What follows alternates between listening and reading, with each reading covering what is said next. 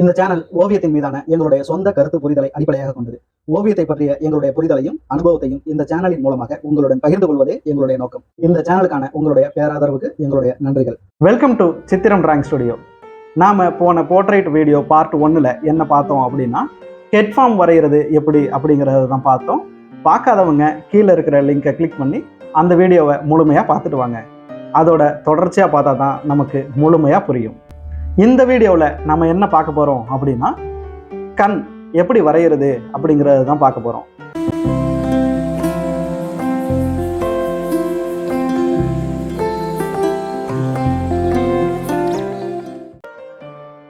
இதுதான் நம்ம கண்ணோட ஐபால்னு வச்சுக்கலாம். இந்த ஐபால் வந்து வெள்ளையாக இருக்குது. இந்த வெள்ளை உருண்டையில் நடுவில் கருவிழிங்கிறது அமைஞ்சிருக்கு. இந்த கருவிழி இப்படி இருக்கு. இந்த கருவிழியோட வழியாகத்தான் காட்சிகள் பார்க்கப்படுது, அப்புறம் பதியப்படுது.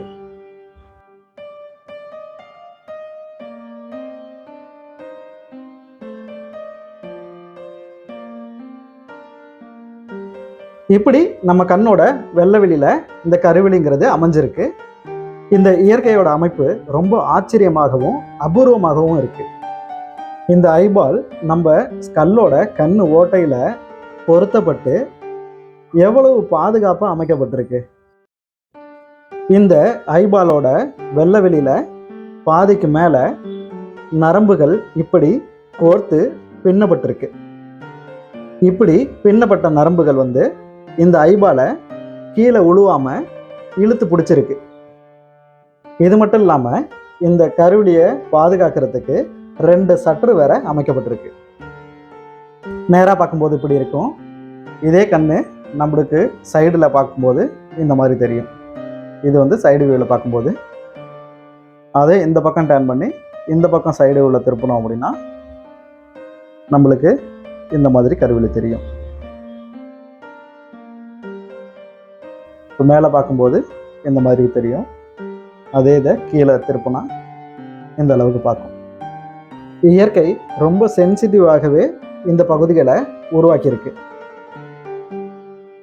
இந்த பால் வந்து நம்மளோட ஸ்கல் ஓட்டையில் பொருத்தப்பட்டு இது வந்து கீழே விழுந்துடாமல் இருக்கிறதுக்காக இதுக்கு 2 இமைகளையும் உருவாக்கியிருக்கு. இந்த பாலில் இது கீழே இமையாக வச்சுக்கலாம். இந்த கருவிழிக்கு கீழே தான் இந்த கீழிமை பொருத்தப்பட்டிருக்கு. இப்படி இந்த கீழிமை வந்து ஒரு தடுப்பு சுவர் போல இருக்கிறதுனால இந்த பாலால் இந்த இமையை விட்டு வெளியில் வர முடியாது. இந்த கீழே உள்ள இமை வந்து இந்த பாலை வெளியில் விடாமல் தடுத்து நிறுத்தி வச்சிருக்கு. இந்த மேலே உள்ள இமை ஒரு சற்று போல அமைஞ்சிருக்கு. இந்த கீழே உள்ள இமை எப்பயுமே அசையாது, அப்படியே தான் இருக்கும். இந்த மேலே உள்ள இமை மட்டும் சற்று போல அப்பப்போ மூடி திறக்கும். இந்த மேல் இமைக்கு உணர்திறன் வந்து ரொம்ப அதிகமாகவே இருக்குது, ரொம்ப சென்சிட்டிவாகவும் அமைஞ்சிருக்கு. ஏன் அப்படின்னா, நம்ம கண்ணுக்கு ஒரு டஸ்ட்டு வந்து அடிக்க போகுது அப்படின்னா அந்த டஸ்ட்டை நம்ம கண்ணு பார்க்கறதுக்குள்ள இந்த மேலிமை வந்து உணர்ந்துடும். உடனே கண்ணை பாதுகாக்க சற்று வந்து க்ளோஸ் ஆகிடும். நம்ம கண் திறந்திருக்கும் போது கண்ணுக்கு மேலே இருக்கிற அந்த கோடு, இந்த சட்டர் உள்ளே போய் செட் ஆகிற இடம் தான் நம்மளுக்கு கோடாக தெரியுது. இப்போ வரைகிறதுக்கான பயிற்சிக்கு போயிடலாம். நம்மளோட ஐபால் இப்படி வட்ட வடிவத்தில் இருக்கு. இது வந்து வெள்ளவெளி. இதில் வந்து கருவிழிங்கிறது நடுவில் இருக்கு. இப்படி தான் நம்மளோட ஐபால் இருக்கு.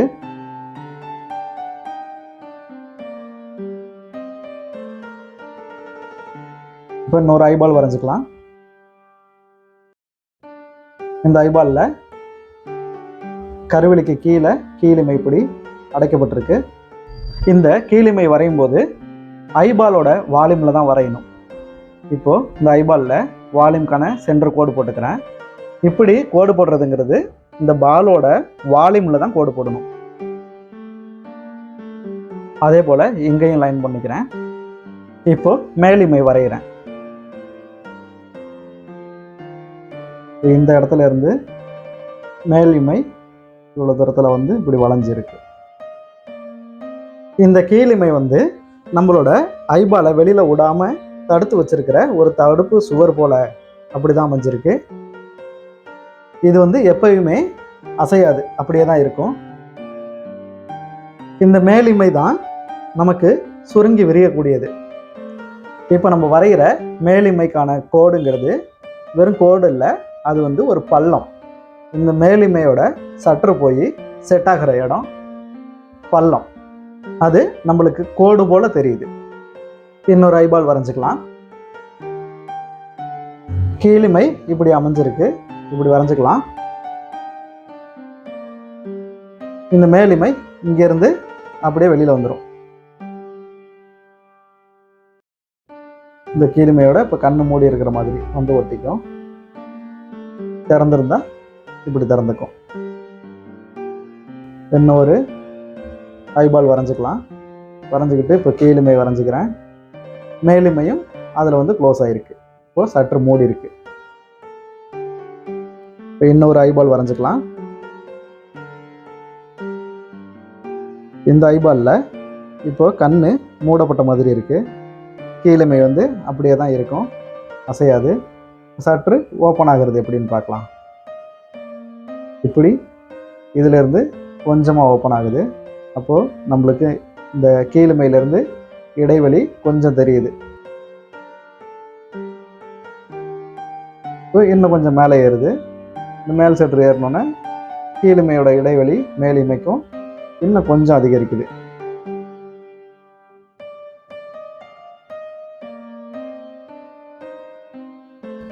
இப்போ இன்னும் கொஞ்சம் மேலே ஏறுது. இப்போ கண்ணு முழுசாக திறந்துருக்குது. நம்மளுக்கு கருவிழி முழுசாக தெரியுது. இப்படி தான் நம்ம கண்ணில் மேலிமையோட வேலை செயல்படுது.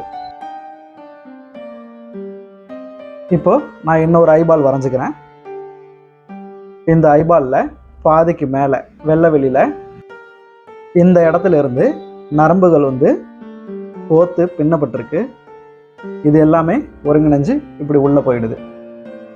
இப்போது இன்னொரு ஐபால் வரைஞ்சிக்கிறேன். இது வந்து நேராக பார்த்துருக்கு. பக்கத்தில் இன்னொரு ஐபால் வரைகிறேன். இது வந்து ரைட் சைடு பார்த்த மாதிரி இருக்கு.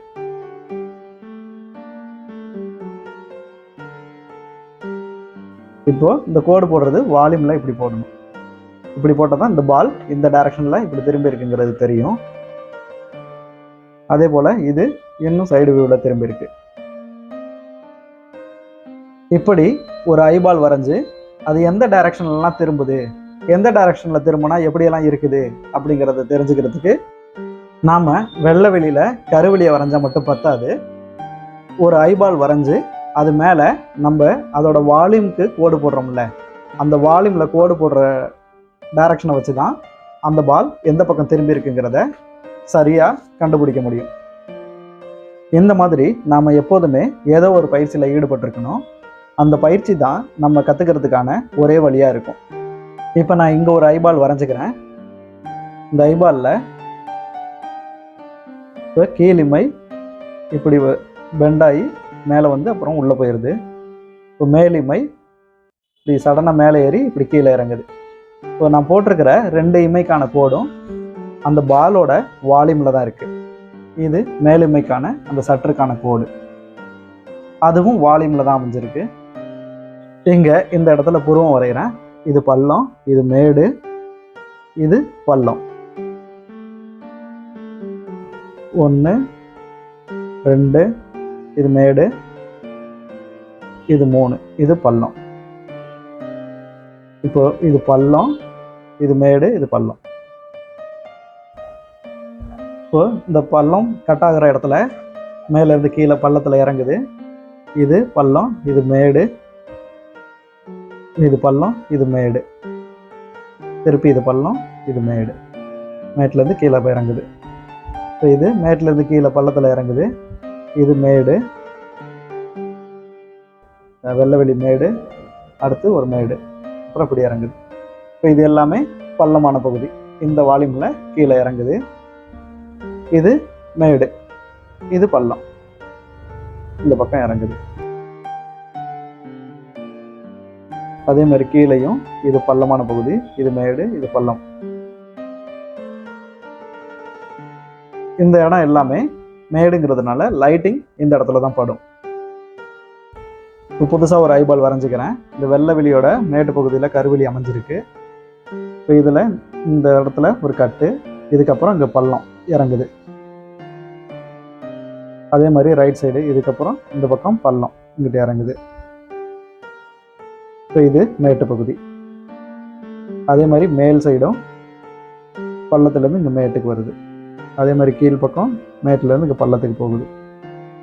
இப்போ புதுசாக ஒரு ஐபால் வரைஞ்சிக்கலாம். சென்டர் லைன் பிரிச்சுட்டேன். இப்போது கீழிமை வரையலாம். இங்கே பள்ளம், இங்கேயும் பள்ளம், இந்த பள்ளம், இது மேடு, பள்ளம், இது பள்ளம், இது மேடு, இது பள்ளம்.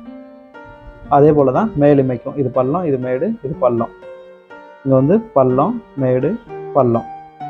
இந்த மாதிரி ஒரு ஐபாலில் நம்மளோட கீழிமையும் மேலிமையும் இந்த ஐபாலோட வால்யூமுக்கு ஏற்ற மாதிரி பாலோட ஒட்டி இருக்கு.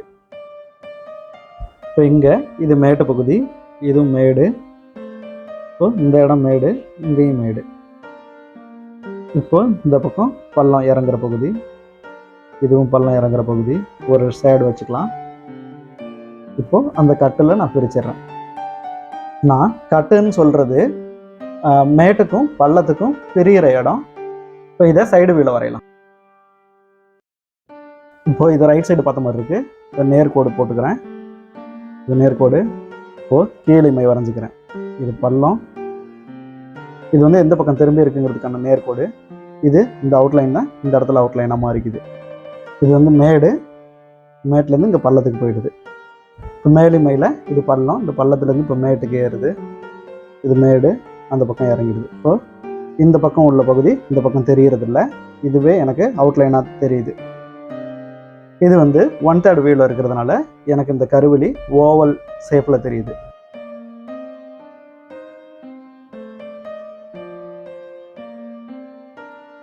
இந்த கட்டு பிரியிற இடம் தான் நம்மளுக்கு நிறைய டைமில் அவுட்லைன் மாறி மாறி தெரிகிறது. இப்போ இதுதான் இங்கே அவுட்லைனாக தெரியுது. இந்த லைன் தான் இங்கே அவுட்லைன். இது பள்ளம், இது மேடு, இது பள்ளம். இப்போ இந்த அவுட்லைன் தான் இந்த இடம். இப்போ இந்த இடம் தான் இந்த இடம். இப்போ இதை சைடு வீல் ஒன்று வரைஞ்சிக்கலாம். ஒரு ஐபால் ஒன்று வரைஞ்சிக்கிறேன். கருவெளி வந்து ஓரத்தில் போடுறேன், பாலோட எட்ஜில் போடுறேன். இப்போது இந்த பாலோட இந்த சென்டர் லைன் இருக்குது இல்லைங்களா, இந்த சென்டர் லைன் தான் நம்மளுக்கு இதில் அவுட்லைனாக தெரியுது. இந்த லைன் தான் இந்த இடத்துல வர லைன். இப்போது நம்மளுக்கு ஒரே வியூ தான் தெரியுது, ஒரு கட்டு தான். இந்த மேட்டில் இருந்து இந்த பள்ளம் இறங்குது.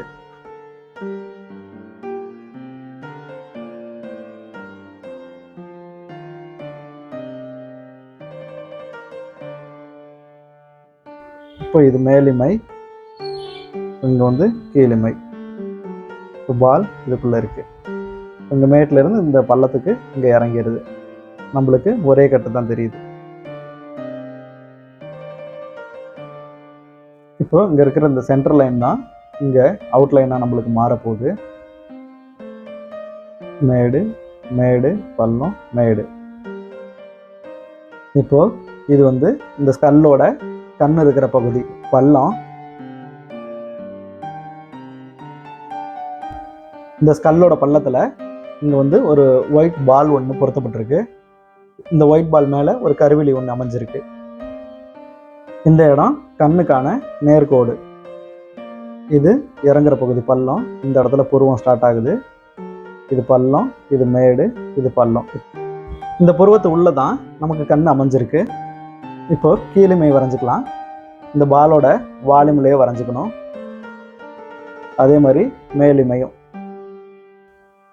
இப்போ நம்ம எல்லோருக்கும் பொதுவாக கண் எப்படி இருக்கும், எப்படி அமைஞ்சிருக்கு அப்படிங்கிறத தான் நம்ம இது வரைக்கும் பார்த்துக்கிட்டு இருக்கோம். நான் வந்து ஒருத்தரை வரையணும், ஒரு ஆளை அடையாளப்படுத்தி வரையணும் அப்படின்னா அந்த ஆளுக்கான கண் எப்படி இருக்கு அப்படிங்கிறத நம்ம ஒத்து பார்க்கணும்.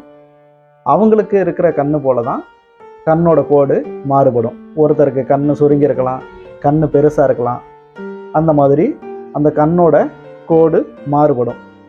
அந்த மாறுபாடு தான் ஒவ்வொருத்தவங்களோட அடையாளமாகவும் இருக்கும். இப்போது இந்த பக்கத்துலேருந்து லைட்டிங் வருதுன்னு வச்சுக்கலாம். நாம் இதுக்கு முன்னாடி போட்டிருந்த லெசன் வீடியோ 5 மற்றும் 6ல் ஒரு பொருளுக்கு லைட் அண்ட் ஷேட் பண்ணுறது எப்படி அப்படிங்கிறத டீட்டெயிலாக முழு வீடியோவாக போட்டிருந்தோம். அதை நீங்கள் பார்த்துட்டு வந்தீங்க அப்படின்னா உங்களுக்கு லைட் அண்ட் ஷேட் பண்ணுறது எப்படி அப்படிங்கிறது ஈஸியாக புரியும். இந்த கண்ணோட வால்யூமுக்கு ஏற்ற மாதிரி நம்ம லைட் அண்ட் ஷேட் பண்ணலாம். இந்த மேலிமையோட பள்ளம் இது, இந்த பள்ளத்துலேருந்து இந்த மேட்டுக்கு கரைச்சிக்கிட்டு வரணும். இந்த டார்க்கை கரைச்சிக்கிட்டு அப்படியே லைட்டில் வந்து விடணும். இப்போ இந்த இடம் மேடுங்கிறதுனால லைட்டாக ஒரு ஒயிட்டு விட்டுடுறோம். ஒரு நூல் அளவுக்கு உள்ள ஒரு ஒயிட்டு விட்டுட்டு அதுக்கு கீழே நம்ம டார்க்லேருந்து லைட்டுக்கு போய்க்கலாம். இங்கெல்லாம் டார்க்கு, இந்த டார்க்லேருந்து மேலே வந்து லைட்டுக்கு போகணும். எப்போவுமே நாம் லைட் அண்ட் ஷேடு பண்ணும்போது பள்ளம் அப்படிங்கிற பகுதி டார்க்காகவும் மேடு அப்படிங்கிற பகுதி லைட்டாகவும் தான் நினச்சிக்கணும். இந்த இமையோட பள்ளத்திலேருந்து கொஞ்சம் கொஞ்சமாக கரைச்சிக்கிட்டு மேட்டுக்கு வரணும். இந்த மேலுமையோட விளிம்பில் அதே போல் ஒரு லைட் ஒன்று விடணும். ஏன்னா அந்த இடம் மேட்டு பகுதியாக இருக்குது. இப்போது இந்த இடத்துல நம்ம லைட் அண்ட் ஷேட் பண்ணும்போது கீழே இந்த பள்ளத்துலேருந்து இந்த மேட்டுக்கு போகணும். இந்த பக்கம் இந்த பள்ளத்துலேருந்து இந்த மேட்டுக்கு போகணும். அப்போது அதுக்கு ஏற்ற மாதிரி அந்த வால்யூம்லேயே நம்ம லைட் அண்ட் ஷேட் பண்ணிக்கணும். இந்த புருவம் இங்கே ஏறி இப்படி இறங்கணும். இந்த கீழிமையில் இது பள்ளம், இது மேடு, இது பள்ளம். அதே மாதிரி புருவத்துலேயும் இது பள்ளம், இது மேடு, பள்ளம். இந்த மேலிமை போய் இருக்கிற இந்த பள்ளம், இந்த பள்ளத்துலேருந்து இப்படியே கரைச்சிக்கிட்டு அப்படியே டார்க்லேருந்து இங்கே லைட்டுக்கு வரணும். அதே மாதிரி இங்கேயும் இந்த பள்ளத்துலேருந்து இங்கே மேட்டுக்கு வரணும். டார்க்லேருந்து லைட்டு.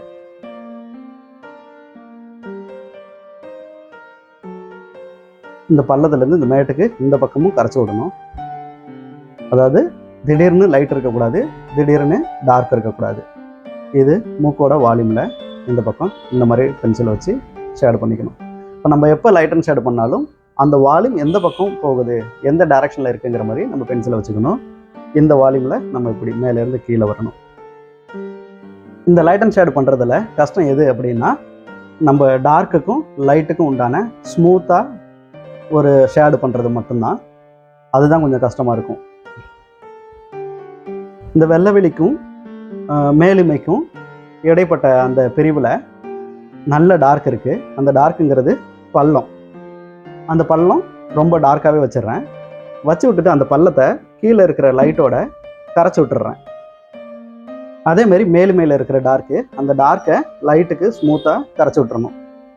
ஸோ இங்கே டார்க்கு, இந்த டார்க்லேருந்து இப்படி லைட்டுக்கு போகிற மாதிரி ஸ்மூத்தாக இருக்கணும். இது இந்த பக்கம் இப்படி தான் போகுது. அதே மாதிரி இந்த பக்கம் இந்த டார்க்லேருந்து இந்த லைட்டு இந்த பக்கம் இப்படி டைரக்ஷனில் போகுது. அதை வந்து நம்ம இப்படி டார்க்லேருந்து இப்படி லைட்டுக்கு போய் ஸ்மூத்தாக நிப்பாட்டிக்கலாம். அதே மாதிரி கீழிமையில் இங்கே டார்க்லேருந்து இங்கே லைட்டுக்கு போகுது. இந்த டார்க்லேருந்து இந்த லைட்டில் போய் ஸ்மூத்தாக முடியணும். அதே மாதிரி புருவம் வந்து மேக்ஸிமம் டார்க்காகவே இருக்குது. லைட்டு எந்த பக்கம் படுதோ அதுக்கு ஏற்ற மாதிரி தான் டார்க் லைட்டு புருவத்தில் இருக்கும். இப்போ நம்ம வந்து இந்த லைட் அண்ட் ஷேட் பண்ணும்போது நம்ம ஆரம்பத்திலேயே டீட்டெயில் வேணும் அப்படிங்கிற நோக்கத்தோடய நம்ம பண்ணக்கூடாது. எங்கே டார்க்கு, எங்கே லைட்டு எவ்வளவு இருக்குது, அது எங்கெங்கெல்லாம் ஸ்மூத்தாக இருக்குது அப்படிங்கிறதெல்லாம் புரிஞ்சுக்கிட்டு ஃபஸ்ட்டு நம்ம லைட் அண்ட் ஷேடை கிளியராக முடிச்சிடணும். இந்த லைட் அண்ட் ஷேடு முடித்ததுக்கப்புறம் தான் நம்ம அதுக்கு மேலே தான் நம்ம டீட்டெயில் பண்ணணும். டீட்டெயில் பண்ணுறதுங்கிறது பெரிய கஷ்டமாக இருக்காது, ரொம்ப ஈஸியாகவே இருக்கும்.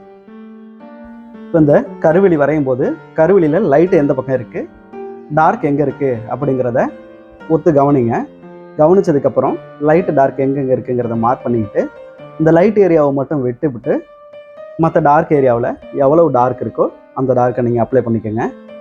இப்போ வந்து நம்ம லைட் அண்ட் ஷேடு முடிச்சிட்டோம். இப்போ இந்த புருவத்துக்கு டீட்டெயில் எப்படி கொடுக்குறோம் அப்படின்னா, புருவத்தோட வால்யூம் எப்படி இருக்கோ அதுக்கேற்ற மாதிரி இந்த ஹேர் அந்தந்த டைரக்ஷனில் திருப்பி விட்டால் மட்டும் போதும். இந்த டீட்டெயில் பண்ணுறதுக்கு கம்பல்சரி நம்மளுக்கு அதோட வால்யூம் தெரிஞ்சிருக்கணும். இப்போ லைட்டாக அந்தந்த டார்க்குக்கு ஏற்ற மாதிரி ஈவனாக நீங்கள் கோடு போட்டால் கூட டார்க்கில் மேலும் அந்த கோடு டார்க் ஆகிக்கும், லைட்டில் அந்த கோடு மேலும் கொஞ்சம் லைட் ஆகிக்கும். இப்போ இந்த மாதிரி தான் நம்ம டீட்டெயில் பண்ணிக்கணும். இப்போ இந்த டீட்டெயில் பண்ணதுக்கப்புறமா நம்ம மீண்டும் அதில் போய் டார்க்கோ இல்லை லைட்டோ வைக்கக்கூடாது. இப்போ இந்த இமைக்கான முடி எந்த டைரக்ஷனில் வால்யூமில் திரும்பி இருக்குங்கிறத பார்த்துக்கிட்டு அந்த டைரக்ஷனுக்கு ஏற்ற மாதிரி நீங்கள் அதோட வால்யூமில் லைன் பண்ணி விட்டால் போதும்.